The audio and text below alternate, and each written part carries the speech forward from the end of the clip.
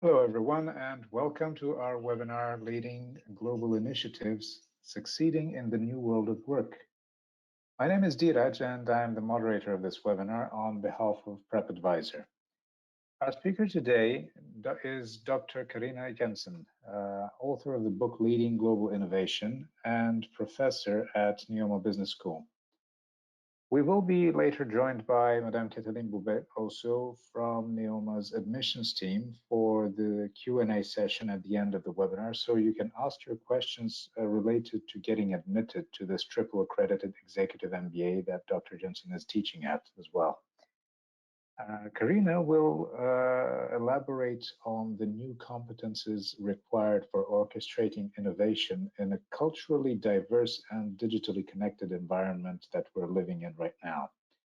She will also share some case examples and leadership tips that business executives can apply directly in their work. You will be able to send your questions during the entire webinar by typing them in the questions box throughout the whole webinar. There is also a chat box there that Dr. Jensen will use to interact with you in case she needs to ask you some questions during the lecture, and you could write in the chat box there. And in the end, we will have a dedicated Q&A session, and our speakers will take the time to answer all of the questions that emerged during the talk. Okay, so now let's check the sound. Could you please write in the chat box which country are you joining us from? Please write in the chat box which country you are joining us from.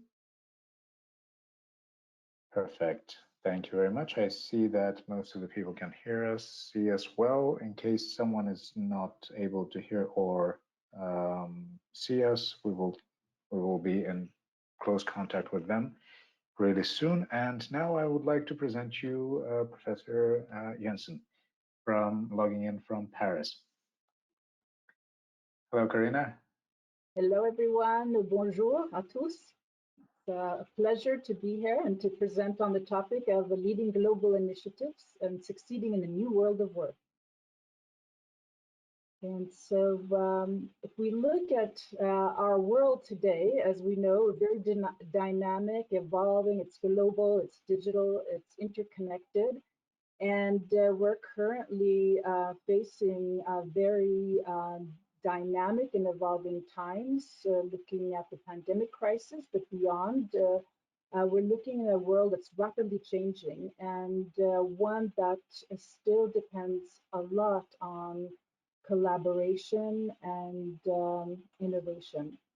And what I will share with you in this webinar is really looking at how this world is shaping, how it's evolving, and what is the role of our future leaders and teams who will be able to thrive in this new world.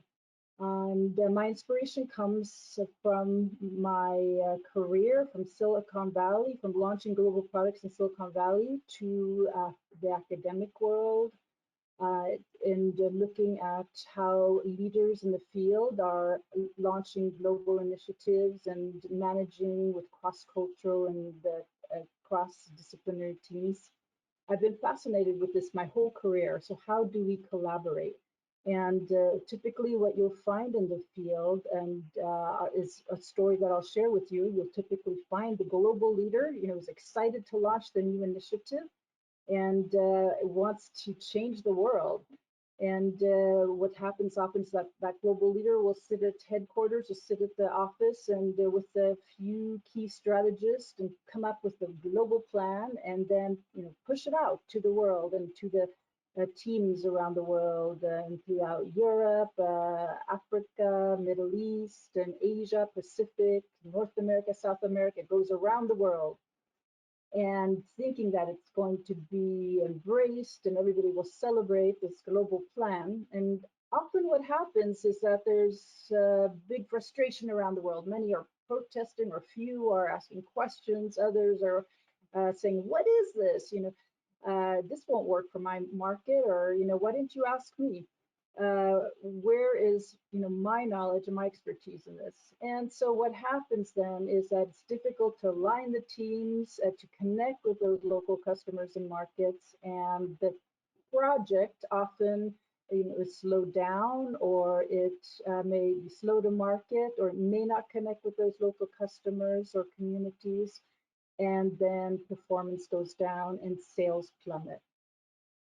And when we look at that today and what's happening, how important it is to collaborate effectively in order to innovate and create valuable solutions, I also look at the conversations that we see around the world during the pandemic, as well as what's going to happen beyond. There have been a lot of webinars and a lot of conversations across multinationals, SMEs, NGOs who are trying to present their views. And the common theme that I keep hearing is inclusion and collaboration. How are we going to manage through the pandemic through effective collaboration, and how will we make it happen and beyond? And so the question is, how will you make that happen? So what will be your current or future role? Where are you today, or where are you aiming at in terms of your career, in terms of making an impact? Are you a local, regional, global project and team leader? Could be for a service, a product, a program. And if you want to type in the chat box, any of you who are out there who are currently leading initiatives or aiming at making that happen. See any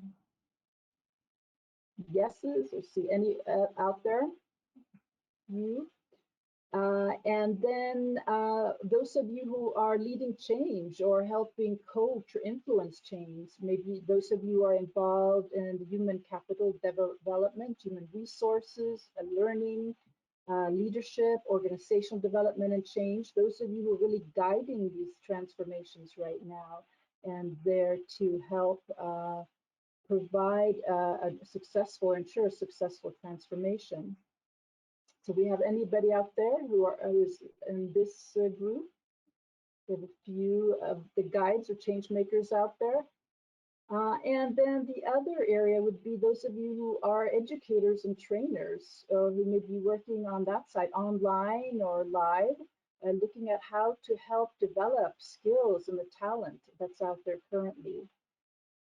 So we see a few out there as well. And beyond. Are there many of you who work cross disciplines, from finance to marketing to operations to strategy, and who also play critical roles? So the question here is, what will be your role in, currently and in the future to help shape a collaboration, ensure successful collaboration and innovation performance for your organizations? And if we look at the global collaboration challenge from past to present to future, we've seen this frenetic pace. It's been a rapid global pace around the world with this obsession around innovation, this great need for continuous innovation, and to look at how to deliver that to markets and customers very different around the world, from Paris to Beijing to Cape Town to New York City or San Francisco. So many parts of the world, and looking at how will those innovations speak to customer needs and community needs.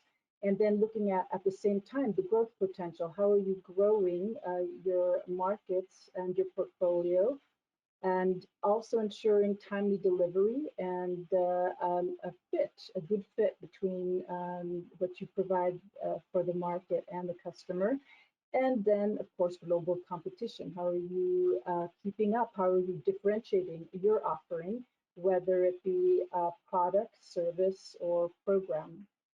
And so we've been seeing this cycle spinning very quickly around the world, and looking at how the value chain is shortening and moving from R&D to quickly connect with customers, to looking at then how do we design solutions that will meet those customer needs and then quickly bring them to market. So taking a look at go-to-market needs.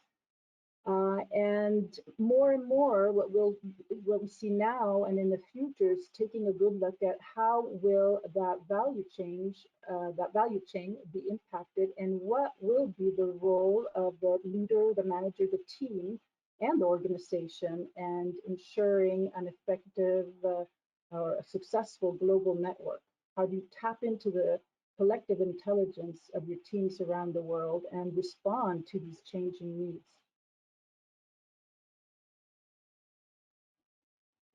And a very big focus then is achieving global performance and looking at, well, how will we be able to achieve that now and in the future? And often the greatest inability of organizations to facilitate global innovation is around the challenge of collaboration, or the inability to collaborate effectively, which affects market performance. So looking at how making sure that there's a suitable concept design that suits different customers or communities and markets. The strategy is, are we looking at a global, regional, or local strategy? How this is marketing effective? Is it really speaking to our target markets? And can we implement this effectively up through an operational process? And supply chain. And then how do we connect with our customers? How can we ensure global sales performance? And all of these point to the ability to collaborate effectively.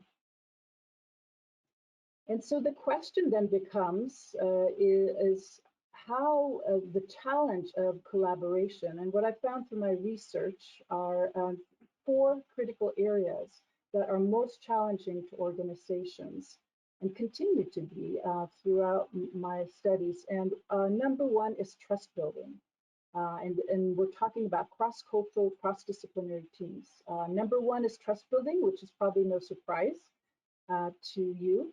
And the ability to connect, to build positive relationships across geographies.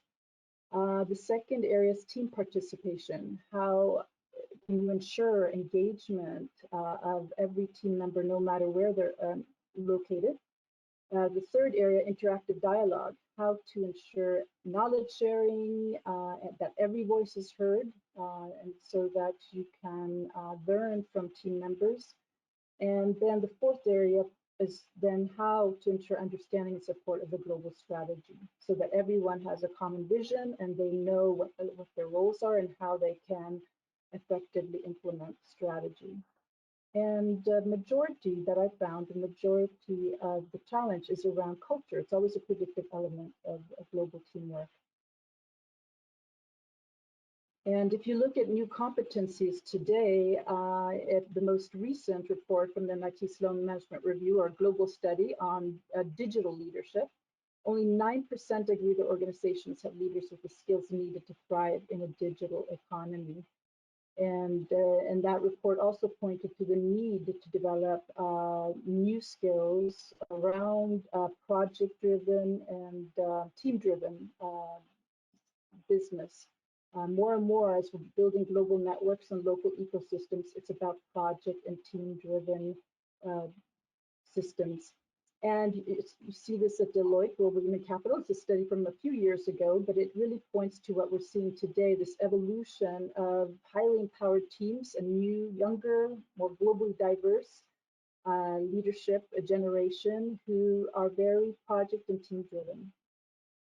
And then if we point to finally a study by DDI, Global Leadership, and through the years, they've really emphasized the importance of developing leadership skills, especially to address leading across cultures, across foreign environments, leading across generations, and fostering employee creativity and innovation.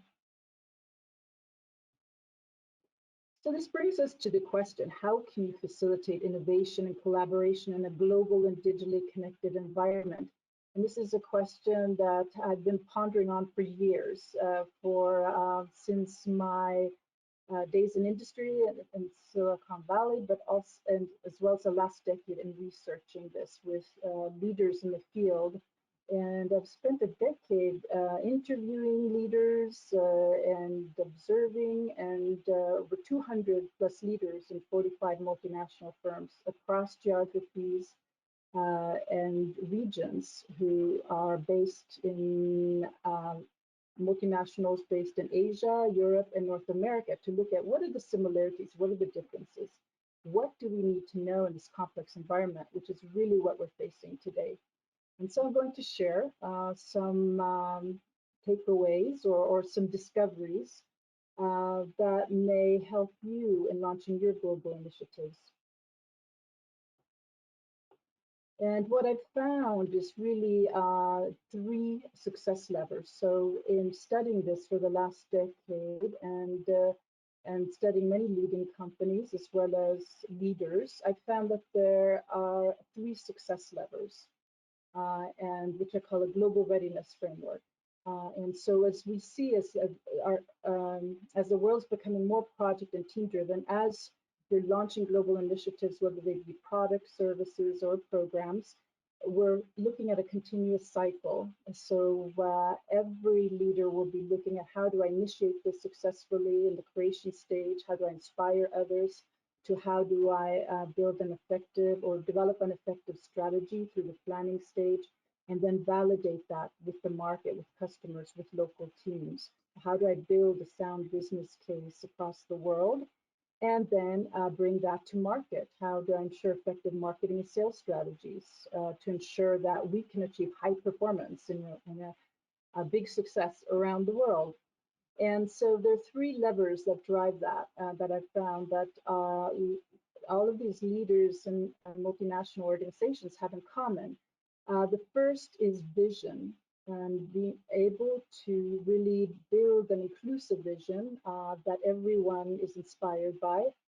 And then looking at what kind of leadership that takes in terms of a leadership that will also be inclusive and be able to inspire others and to show a collaborative approach for every initiative. And that's shown through strategic co-creation. So a strategy that's more about strategy making or strategic co-creation. And that leads to dialogue. So how you're able to nurture a dialogue where every voice is heard, and you can ensure more knowledge sharing from local to global locations, and cross-cultural learning in the process. And that shapes the space, which helps nurture a global innovation culture as well as a creative team climate. So we're going to take a look at these drivers, the vision, the dialogue, and the space, and look at what you need to explore and what you may want to consider for your next global initiative. So let's take a look at vision and what does it take to develop an inclusive leadership and strategic co-creation.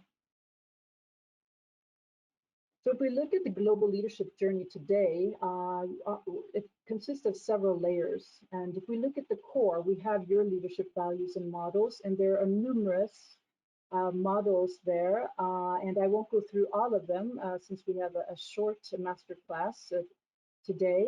However, what's important is to consider what is critical to your leadership ethos. What are the values that are important to you in developing your leadership ethos? And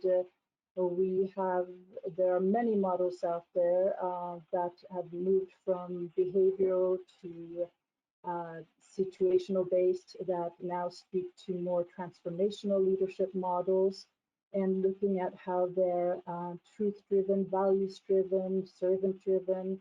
So there are many different models and frameworks that I'm certain make up your core in your leadership ethos.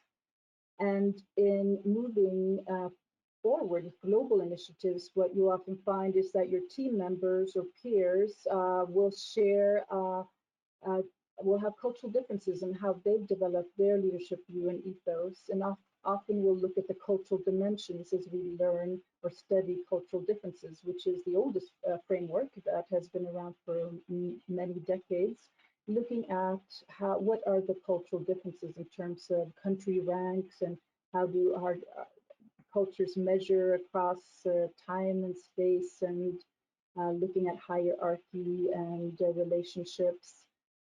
This is one of the classic models, and it builds the foundation, but it's only the beginning. It helps us create an awareness of those cultural differences. But in today's fast-moving, dynamic world where you're working with global teams across geographies, you're also working with members who may have grown up in different cultures or several cultures. So we have to look at cultural interactions. What do we need to consider when working in these global dynamic teams around the world where you need to respond quickly? And so you have models like cultural intelligence that really look to behaviors in terms of looking at knowledge, what you need to know in those situations, and looking at how you can be mindful and observant and how you respond to your team members. There's also global mindset that also speaks about these areas of considerations and where what will shape your outlook.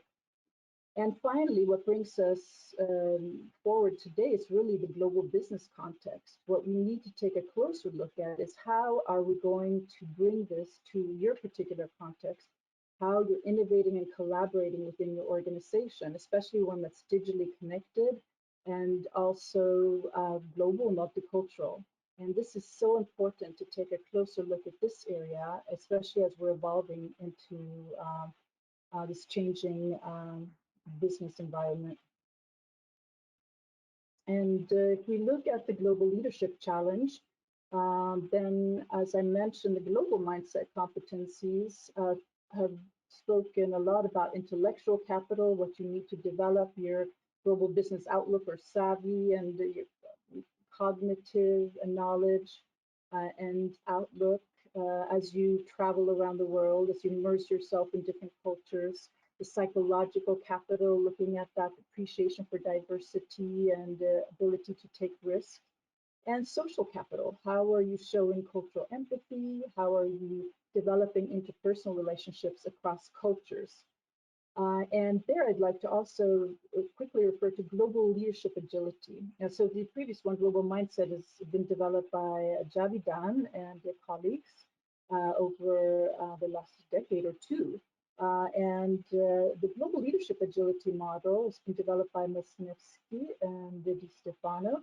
And this I find very interesting for today's environment in reminding us that we need to be responsive in leading globally, but also to have a certain business or functional knowledge, looking at how we're comfortable in managing ambiguity and managing relationships across cultures, as well as how we can learn and adapt from our cross-cultural and cross-functional teams.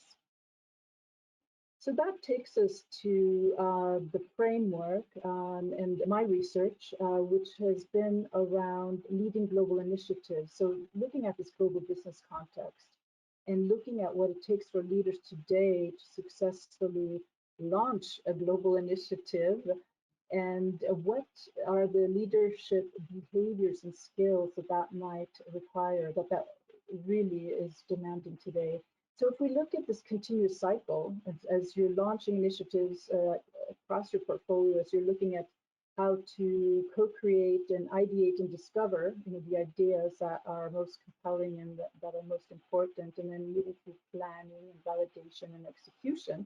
If we look at creation, the very first stage, this is where it's very important and to have empowering behaviors. So for leaders now to pay more attention to this co-creation stage, how will they help inspire their teams to initiate more and to question and to develop new ideas, bring forth new ideas, and co-create with each other to solve some of these challenges and sticky problems.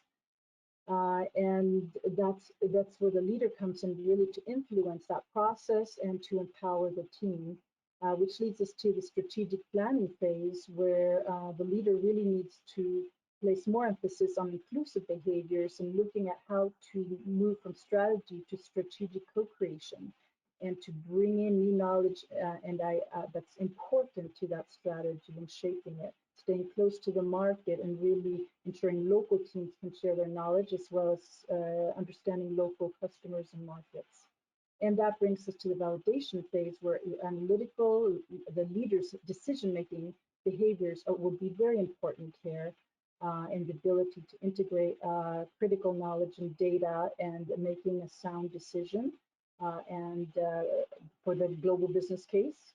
And then moving to execution mode, where the leader again will need to display communicative behaviors and promote more knowledge sharing and learning across the organization throughout the execution to ensure that you have addressed all the valid or critical knowledge necessary to ensure a successful launch and high global team performance. And if we take a closer look at some of these important skills that I've found in my research, these new skills that are emerging for leaders, there are three areas. The first one that I mentioned is the leader with a creative mind. To nurture creativity for yourself, it's so important for the leader to take time to nurture his or her own creativity, but also to nurture a vision that's inclusive and that will inspire others to question or develop ideas and to share knowledge. And this requires a leader who is inspirational, who can be a good role model for those behaviors, and in turn help empower the team so that they feel safe to share ideas and knowledge from any location around the world. And in that sense, also be a co-creator. So to invite your team members to contribute their knowledge and move away from the behavior or from the story you saw in the beginning, where it's more about the leader who will drive this, the vision and dominate maybe the conversation. But no, now it's about the leader who will co-create that vision and really engage and invite conversation from team members around the world. The third area is critical thinker.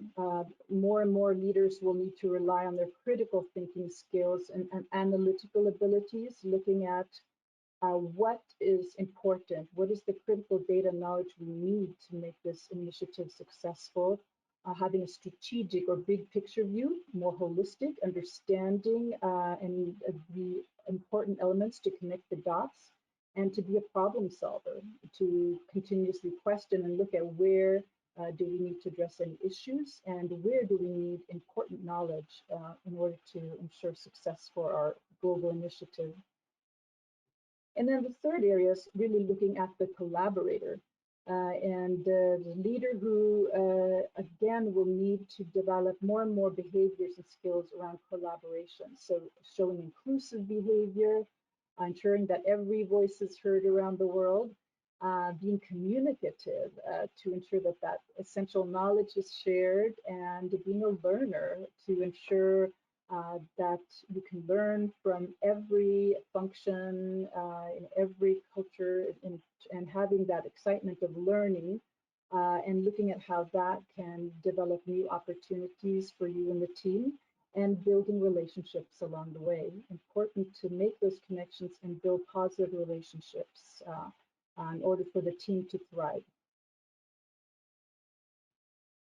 And so if we bring this very quickly to a local to global, so strategic co-creation, for any innovator, doesn't matter whether you're launching a product, service, or program, it's all about how you will innovate. And so I'll bring this analogy to the innovation process. So more and more, what I'm seeing is it will be important to move from global to local, and then to local to global. So staying close to the field and to the different locations around the world to promote discovery and ideation, and to explore new opportunities, and then move into strategic planning or strategic co-creation mode, and to identify critical knowledge and what will be needed to shape that strategy, and then to validate that within the markets and the local, thanks to the local teams, to ensure that you have a sound business case, but also a concept that speaks to those markets. And then you move into the development phase, as well as go-to-market, marketing, and sales readiness until you're ready to launch and be a worldwide hit. Now, going back to front end, this is where it's critical to optimize your collaboration capabilities as a leader. This is especially cross-cultural collaboration. I've found so many leaders fail in this phase because they didn't think that it was important to be more inclusive and include the knowledge of the local teams around the world, or to even share with them. And here it's very important as the leader, of a team leader, is to ensure that you, during ideation and strategic planning, that you tap into that local market knowledge, local market intelligence, how you're able to connect with the local teams there, as well as the stakeholders and the environment, to truly understand what's important in terms of competition, in terms of customer practices, cultural views or values, and so on. So this becomes very important for ensuring success, because if you don't consider or include these views or critical knowledge, you may suffer, the failure that you heard about early on in the story, looking at that you may have a product, service, or program that really doesn't speak to the customer or community needs. And so it's all about local to global strategy. How can you go local, start on a local and regional level, and really connect with those ideas and the talent locally, and then bring that later to a global view, so that you ensure you have a solution that really speaks to your local customers and markets around the world.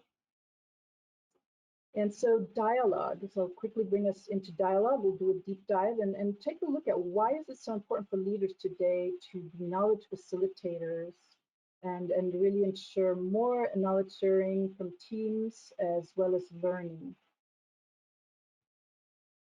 And if we look at knowledge sharing and learning today in today's digital world, it's really important to optimize those digital platforms and tools that we have, especially today, since we're so connected and we really need to live digitally.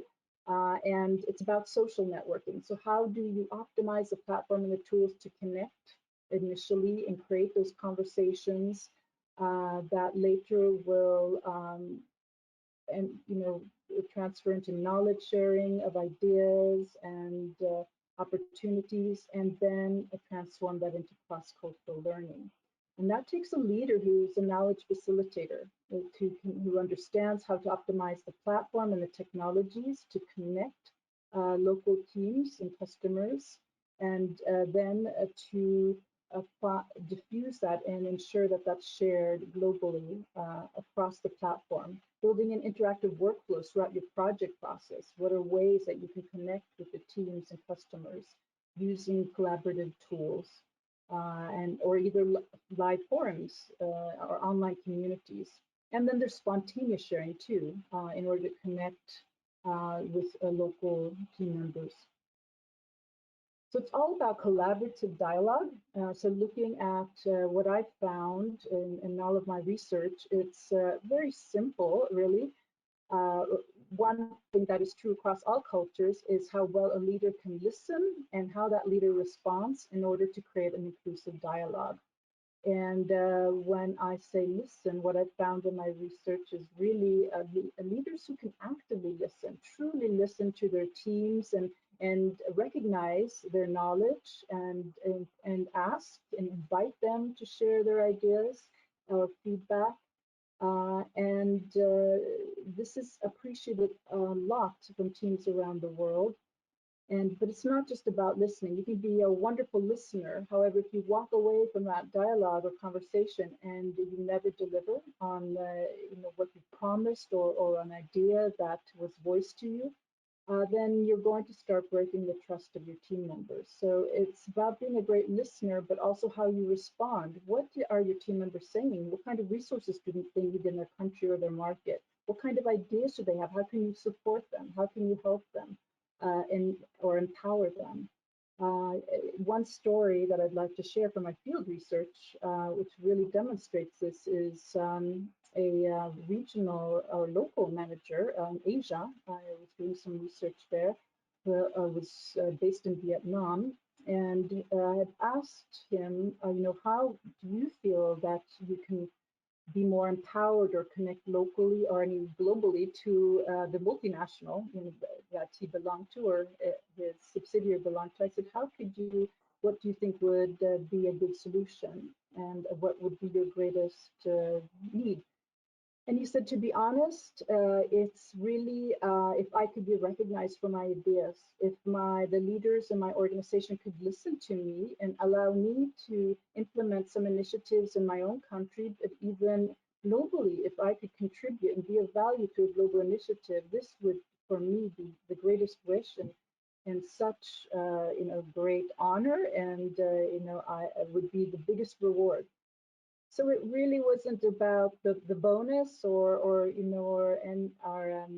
being placed on a different project or different title. It was really about being recognized for that knowledge and being able to make a difference and create more value to the local as well as global initiative. And so leaders today will need, especially in this quickly evolving environment, to look at how are you applying your listening and response behaviors, how are you creating inclusive dialogue, and that often happens through the way you facilitate, how you openly communicate, how, again, you connect through the network, the digital network, and enable knowledge sharing and learning for your teams around the world.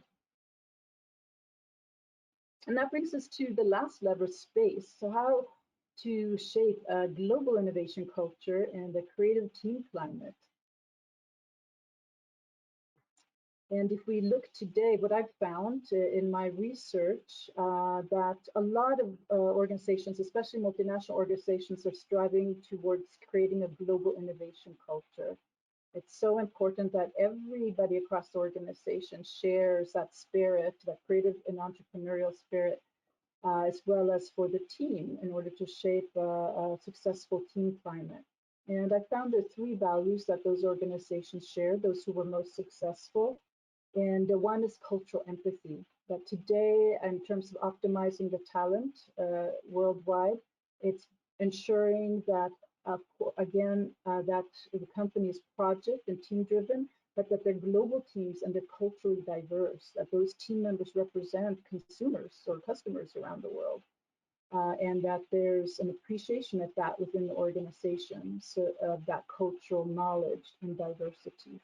The second value is creativity, looking at how to nurture more ideation around the world and innovative thinking to encourage more critical thinking and problem solving in order to create valuable solutions and to ensure your team has the space and time to do that. And then the third value is collaboration, an organization that is truly collaborative, that appreciates transparency, where leader is open and shares the knowledge that's critical to the teams around the world, and encourages knowledge sharing, from every location. And that helps develop a team culture that's truly responsive, where they can respond quickly to local market needs. That is transparent, where you have the information and data available that's needed, as well as an entrepreneurial spirit. So teams who are ready to initiate new ideas and feel safe and recognized for their ideas and knowledge, and that in turn results in execution success. In order to drive that, what I'm finding today in terms of culture drivers is that you will see more and more, I find international mobility, which is difficult these days to say, well, how can we be internationally mobile in the next year or two? And more often than not, most leaders felt it's important to be in the market, it's important to immerse yourself. And until we can do so again, it would be important to find digital ways that we can do that, or ways that we can better understand markets and local environments. Shared workspace, so looking at your digital platform or how are you creating spaces, and I'm seeing wonderful ways of doing that today. We're experimenting with video conferencing and different tools, how to create a shared workspace for everyone, and looking at the new digital collaboration tools, ways to improve those conversations and ways to visualize and to collaborate online.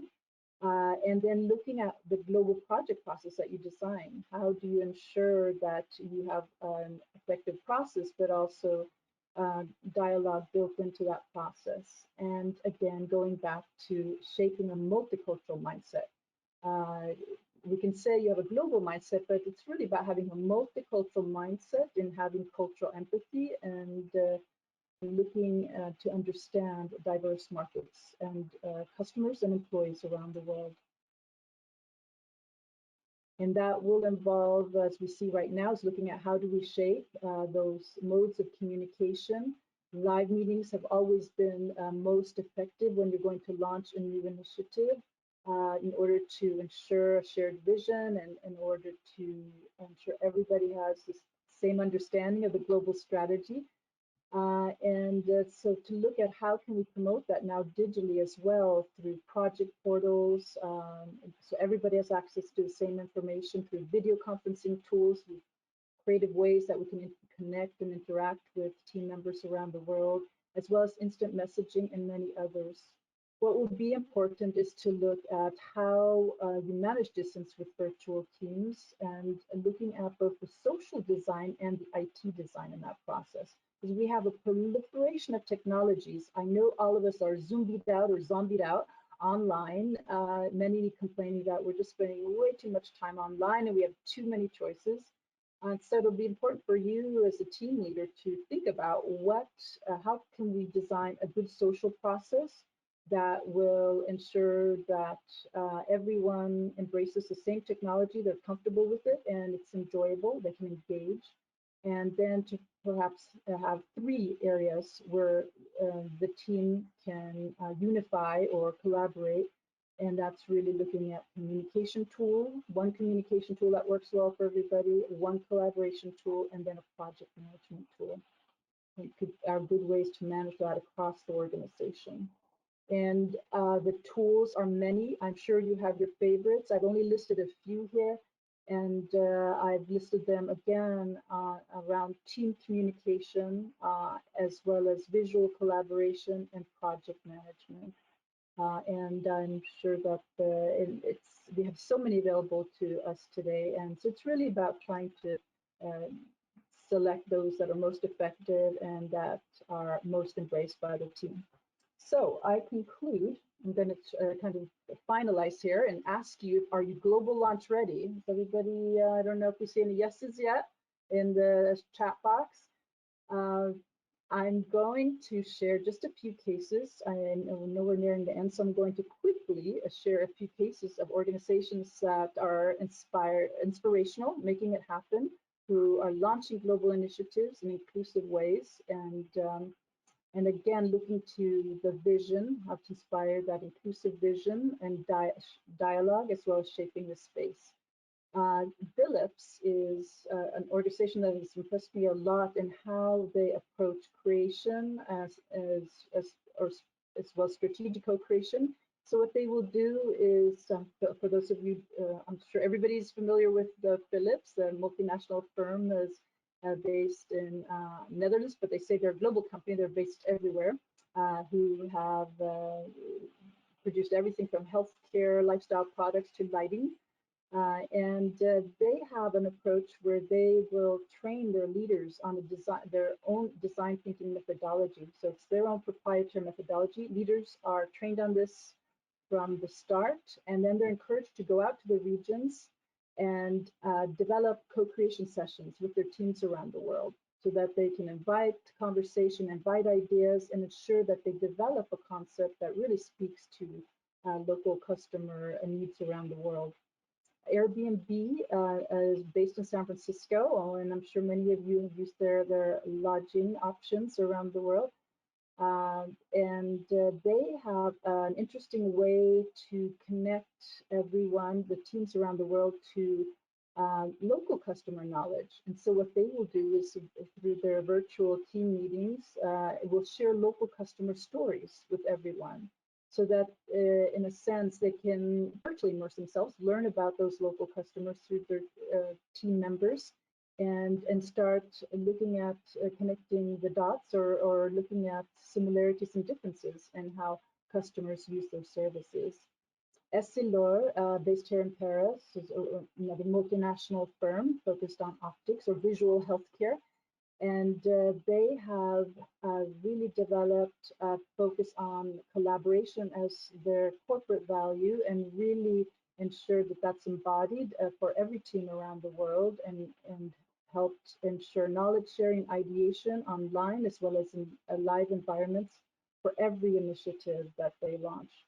Lenovo, based in China, multinational firm. Again, I like their focus on global innovation culture and their they really emphasize for any employee around the world that they are free to launch a global initiative and that they encourage them to invite team members from different locations to create a culturally diverse team for their initiatives. Wipro, based in Bangladesh, and then another multinational firm, a service firm, and who really see themselves as an innovation partner to multinational companies. I find one of their practices, they have multiple practices. They've created their own digital platforms and tools for collaborating online. And one of them I'll share with you because I'm fascinated by it. It's called the 24-hour pod. And it's kind of a 24-hour marathon or hackathon. And so they'll throw a wicked challenge to their teams around the world, and then they will, start India and Asia, and the teams there will start to, bring up solutions and ideas, and then they'll move to Europe and Middle East, Africa, then over to North America, South America. So they'll move around the world, and by the end of those 24 hours, they'll have some really impressive solutions where they've optimized the collective intelligence of their teams. And lastly, Cisco has moved from focusing more on global to local. They're really emphasizing local to global now through all of their digital platforms and tools, and have found inventive ways in doing so. So future implications, I'll conclude on this note. What can we learn from this research, from these cases, and what do we need to think about moving forward in this global, multicultural, and digitally connected world that we live in?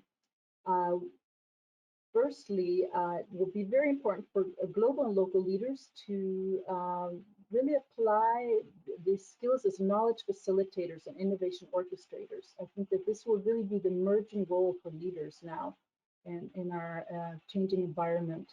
And to prepare for project and team-driven focus in this digital environment, very important in how you master this, and also how you promote interactive dialogue, how leaders will listen, recognize, and respond to their teams, whether it's in live or virtual mode, and also to ensure you have a knowledge sharing platform and tools, the technology to make that happen. And finally, it will be important for leaders to optimize that collective intelligence that they have to develop their global network as well as their local ecosystems. So I conclude and thank you for your time, and I wish you a bon voyage and much success on leading your global initiatives. I have my book, Leading Global Innovation, also if you want to learn more. And I will be launching a new course, Leading Global Initiatives, at NEOMA Business School. So I'm very excited, and which is based very much on what I've shared with you. If you have any questions, please feel free to note my email and get in touch with me or on LinkedIn. And now I would like to introduce Kathleen Louvet and to say a few words about NEOMA Business School and the global EMBA program. Hello. So thank you very much, Professor Jensen, for this very inspiring explanation on your visions and your work. It was really thoughtful and inspiring for me as well, on a personal note, and it's really aligned with what we're going to offer for our next intake in October. So our Global Executive MBA program is definitely thinking about and surfing on this trend that you presented from local going to global, because we were born in two different regions. NEOMA, as a school, we were born in two different regions, and we are bringing our participants to visit this region and see what's going on over there in terms of businesses. And we also bring our participants to abroad, to Rouen, to locally in Rouen, Reims, and visit the regions. And we'll visit some companies on agroeconomy and luxury sectors, plus supply chain. So those will be some themes where we'll try to see what's going on locally and what can be done globally. As well, in terms of global perspective, we bring our participants to New York, and they'll have all sorts of visits based on fintech, and also on social and societal initiatives in Ghana, in Accra, where we bring our participants. So it's definitely a transformational journey, and empathy is a key word. The personal development approach that we have takes a big part of the teaching hours of our program, and it comes to complement what we're all the critical thinking approach that we had since for ages, but now we will offer them this opportunity to see broadly, and local to global is an approach done in an ethical way, due to the social and economical context and environmental context that we're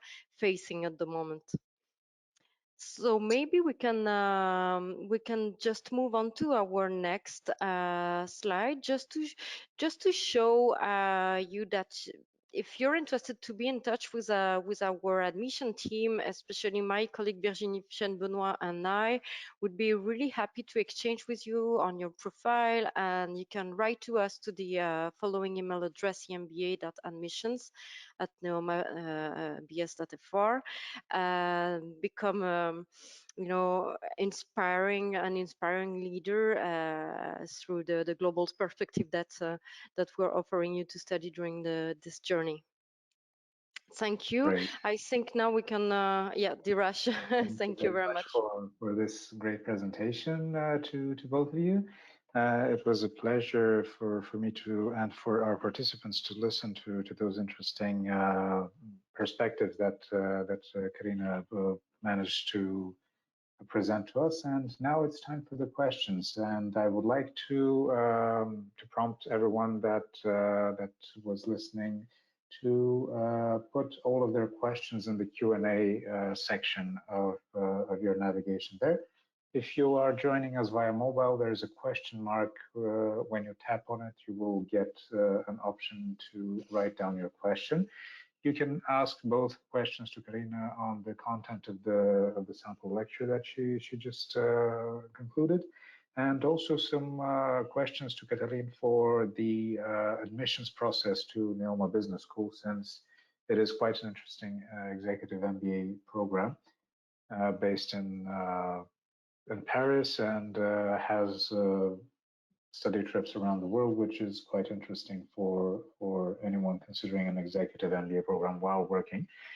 I would also like to launch a small poll that could be interesting for all of you, to ask you a small question on how on your preparation, and how you how candid we usually do that kind of polls on how people, on what is important for them while preparing and while choosing their program. So I'm launching a quick poll now, and I will ask you to also take a look and just mark whatever is appropriate for you in terms of answer. what is the most important to you when choosing an executive MBA? And you should just click on one of those: location, schedule, faculty and curriculum, rankings, costs. These are the options that we have provided, but of course we are open to any other suggestions on your part. If you can write them down in the chat, it could be interesting for us to include in our future poll, and I will give you an idea of what is most important to you as soon as I get the results coming. Right now we have some results coming in, and I will wait some more seconds in order to collect all of the answers, and you'll be able to see what the other participants in the webinar are thinking as well, which is quite interesting for everyone. Please click on your screens or tap on your phones the answer to your question that is relevant to you. What would be the most important factor when you choose your executive MBA program? Still getting some responses, so I'll wait a little bit more.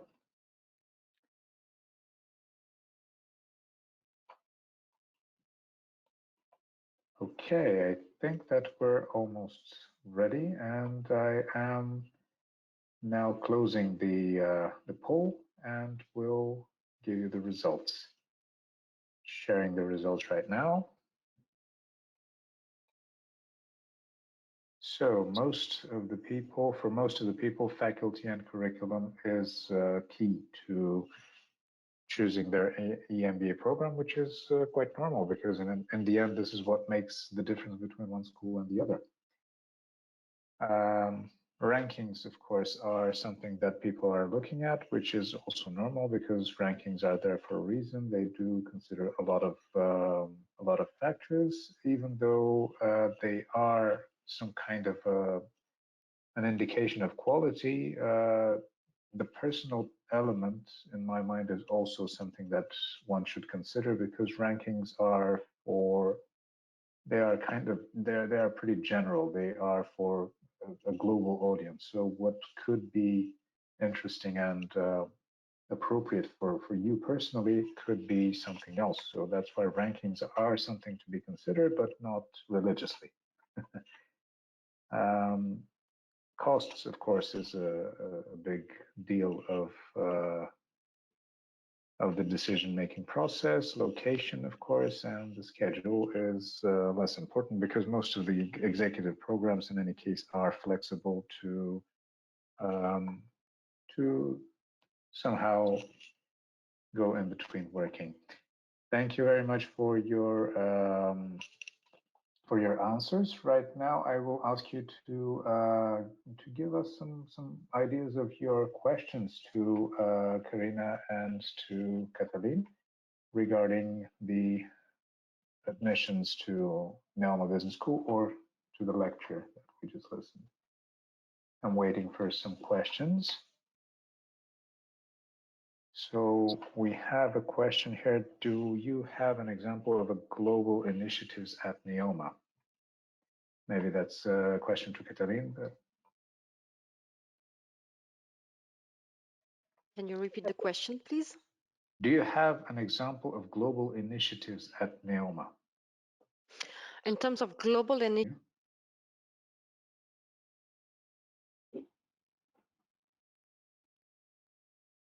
Karina, can you hear Katalin? No, I can't. Unfortunately, she was referring to the study trips. I think there are 3 international study trips, yes, in the Global Executive MBA. Yes, let me just see what happens to her sound, probably something technical. Yeah. And then another example would be, we have entrepreneurship across borders. We have several initiatives at NEOMA that optimize the global network that we have with academic partners around the world. And in my course, Leading Global Initiatives, or that's a new course, but in the past I've taught Leading Global Innovation. And we have multinationals come in and pose a challenge. and then students get to work on different markets with different markets around the world to solve that challenge. And so that's a global initiative as well. Okay, My son is thank you. back. Yes, okay, perfect. So maybe you can repeat. I think it was cut from the middle somewhere. Yeah. So if you can repeat just briefly. Sure. So we're bringing our participant to the USA in New York to work about intelligence artificial in the field of finance, and we bring them to think about what's going on in such industry that has been running for ages in the same way with using the same models, and now who's disrupted by what's going on with the artificial intelligence world and how it's challenged their businesses. And what's interesting to see is the initiative that are all the connections that are made with our local partners and local companies that are meeting with our participants and hosting us, as well as those who are made in Ghana when we bring our participants to visit local entrepreneurs and incubators and research lab. It's an emerging country, so the approach is definitely different, and concerns are different, economy is different, and get the knowledge of how to run a business and how to become an impactful leader in his or her company.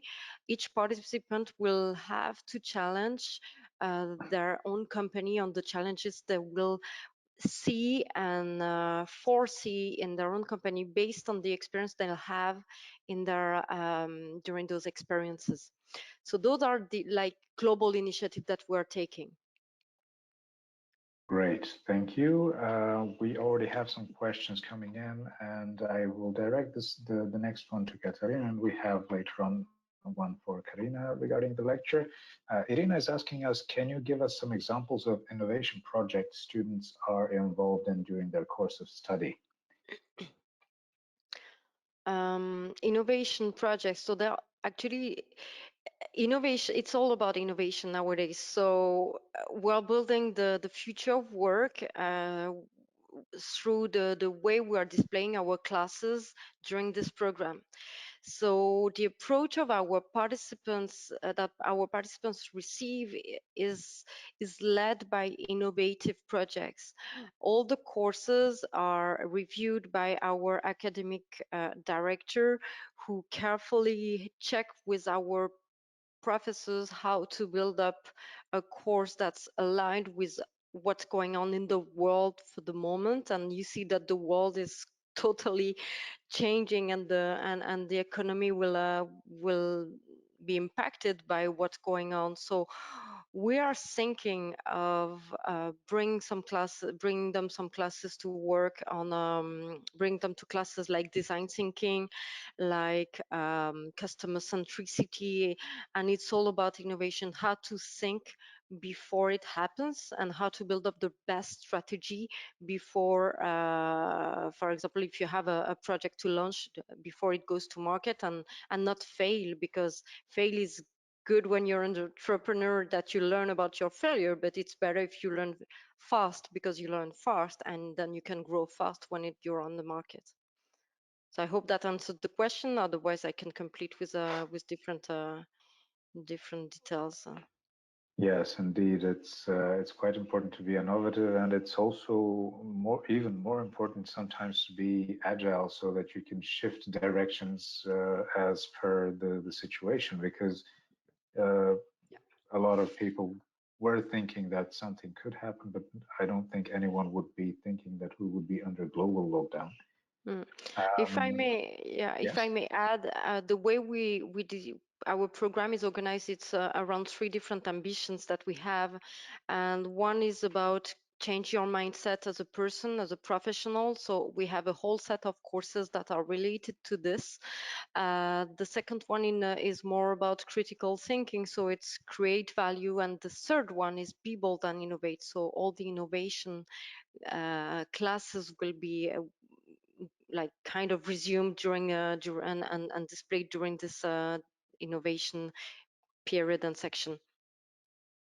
Okay, so I'm shifting now the word to Karina with a question from Salma Akawi, and I would like to ask the other participants in the webinar to type in their questions using the chat, the Q&A tab of their platform.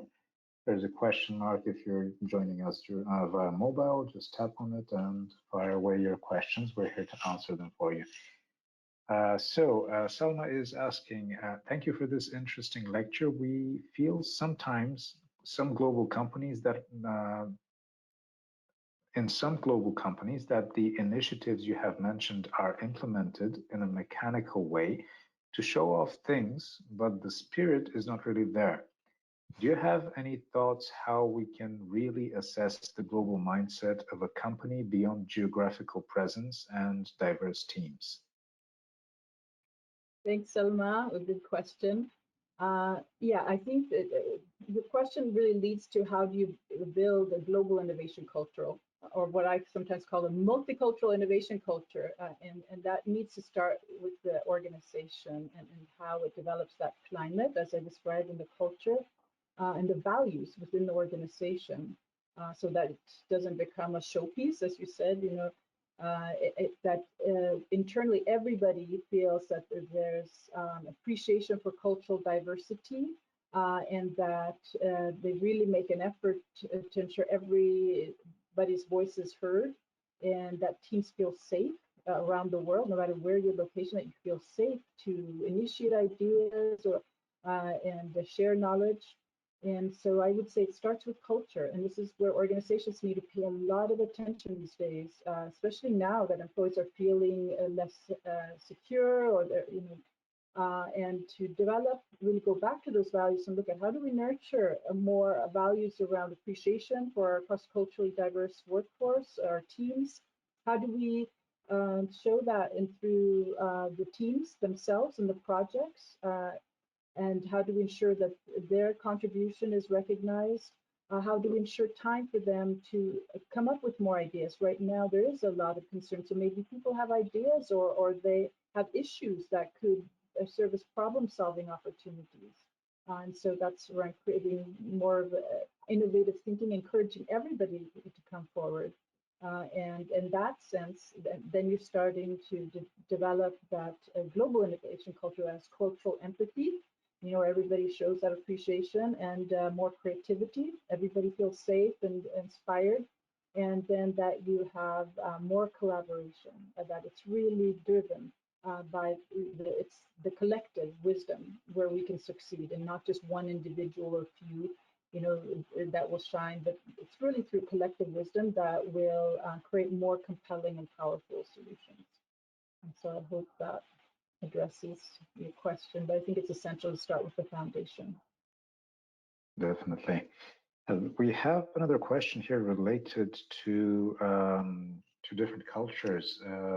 Can you give some examples of company policies that were put in place in some companies, taking into account the cultural aspect of interaction and of how people interact between each other and the more cultural aspect of it, having in mind the cultural differences between people from various parts of the world?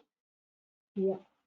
Intel is a good example. It's a large multinational. I'm sure everybody knows Intel inside. Most people's computers are powered by Intel.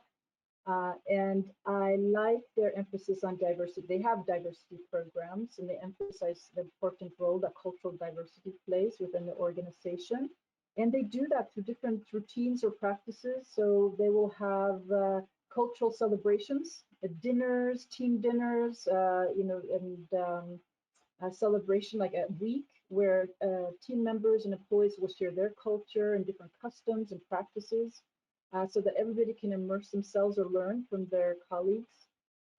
They also have the virtual versions, so, where they're sharing practices online, or they'll rotate, where a team member will, share local stories or practices, and so that others can learn from them. They have cuisine around the world to celebrate. So they're really fun ways to celebrate culture and emphasize its importance within an organization. And as I referred to earlier, there's Airbnb. I like their sense of sharing local customer stories with their colleagues around the world, so that you're always in tune with what's happening in different locations, and you can learn from those practices. And there are many more, but there's this, just a few examples where companies are getting it right, and they're truly showing appreciation for culturally diverse teams, and the importance of cultural diversity for innovation, most of all. Great. Indeed, it is quite a colorful palette, and innovation takes place in the most, in a myriad of places. It can take place anywhere, regardless of culture. The next couple of questions I have are that came in are for regarding admissions. The first one is on financing the executive MBA program. Can you give us some details on how people finance their executive MBA program, and do you have any scholarships that are available for the MBA program? Sure. So we have a large part of our participants who are asking their company to participate in their project. So sometimes it's 50%, sometimes it's 100% of their tuition fees. Most of the time it's partial. It's like they finance a part of it, and then the candidates participate to the rest.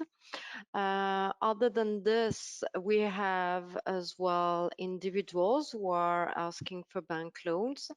And in some circumstances, and depending on the merit and the academic merit and financial needs, we allocate scholarships to our candidates upon request and upon the quality of their file and financial needs, of course.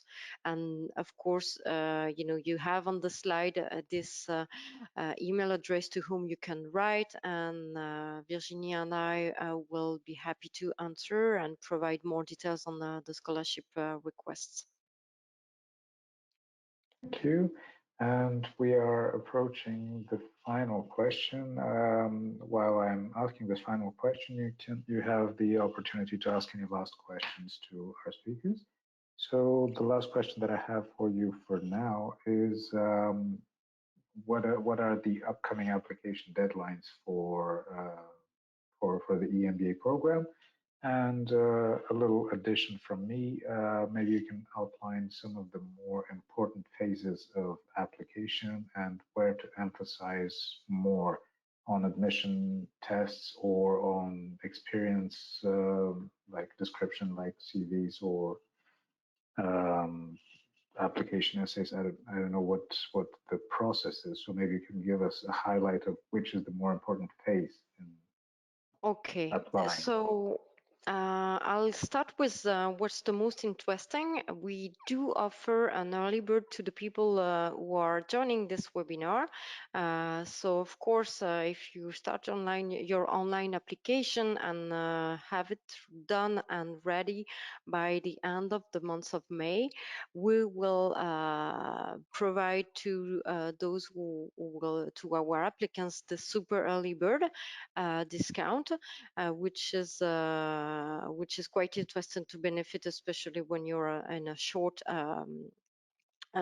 in terms of financial needs. What we usually ask our participants to do is to start their online application. It's actually quite quick to do it.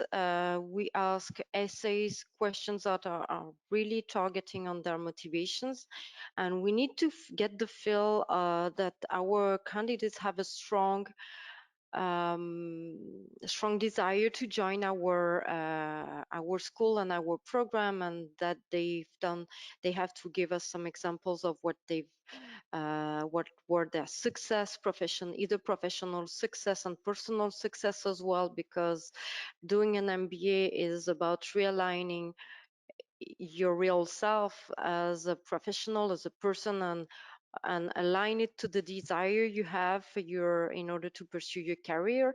So how do you want to use this MBA in order for you to grow in your career? So what are your projects?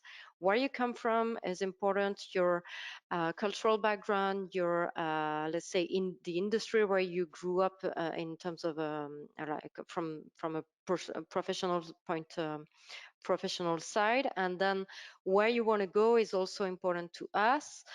We ask our participants to do an online video in the end of their application file. This online video has a specific format, so they have to be spontaneous in their answer, and we'll have a look at their communication skills, their English skills, and the professional maturity skills in the way they will answer. What's important to us as well is to have, of course, their degrees, their grades, their resume, and as well two people who would be able to say good things about them, so to recommend them, so two referees. And final part is dedicated to the admission jury. We'll ask them to think about a business case prior to this admission jury, and the admission jury usually takes place with 2 to 3 people at the same time. Most of the time it's composed by the director of our department, and then with our academic director. So we don't require for the GMAT, we don't require for the TOEFL. We have other ways, and personal and professional skills are really looked into details. All right, thank you very much for this comprehensive answer. I think that this is all of the questions. These are all of the questions that were asked. So I would like to conclude this webinar by thanking everyone for joining us, and a big thank you to our wonderful presenters for the informative presentation. Yes? Okay, and taking the time to answer all of the questions, of course. To those of you, all of the questions were answered, but in any case, you will receive the recording of this webinar after 2 weeks, as soon as we have published it online. So that you can revisit and rewatch it anytime you need. On behalf of Prep Advisor and the whole team, I would like to wish you good luck in your academic journey, and we hope to see you again really soon. Thank you, and have a great day to everyone.